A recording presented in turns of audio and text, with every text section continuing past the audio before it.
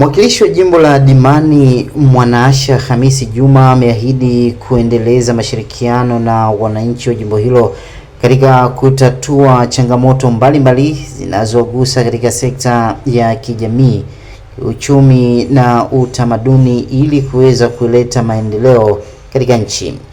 Mwakilishi huyo ambaye pia ni naibu spika wa baraza la wawakilishi ametoa ahadi hiyo alipofika kuzungumza na walimu pamoja na wanafunzi wa shule ya Kisauni mara baada ya kukabidhi vifaa mbalimbali ikiwemo mashine ya kutolea fotokopi, ikiwa ni sehemu ya mahitaji ya shule hiyo katika kuwapa vijana maarifa na ujuzi. Sisi tunampongeza Mheshimiwa Rais wa Zanzibar na mwenyekiti Baraza la Mapinduzi kwa kazi kubwa anayofanya hasa kwenye miundombinu ya elimu. Kwa hiyo yeye binafsi anatusaidia na anatufanya tuwe katika mazingira mazuri ili tufanikiwe, walimu wawe na mazingira mazuri, lakini na wanafunzi wakae katika sehemu ya kujifunzia, tuweze kupata matokeo mazuri zaidi ya hapa tulipofikia.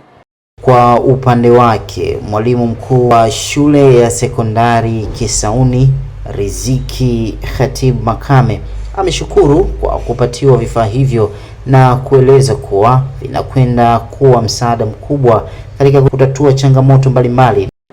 Kwa busara zake na kuumwa kwake na wanafunzi, kaweza kufanya jitihada zake za aina mbalimbali ili kuweza kutuletea fotokopi hii ambayo sisi tutaitumia kwa ajili ya mitihani ya vijana wetu, kwa sababu tunategemea kuanzia kesho tutakuwa tunafanyia mitihani ya mara kwa mara ya wiki, ya mwezi mpaka ya midterm na tamu yenyewe.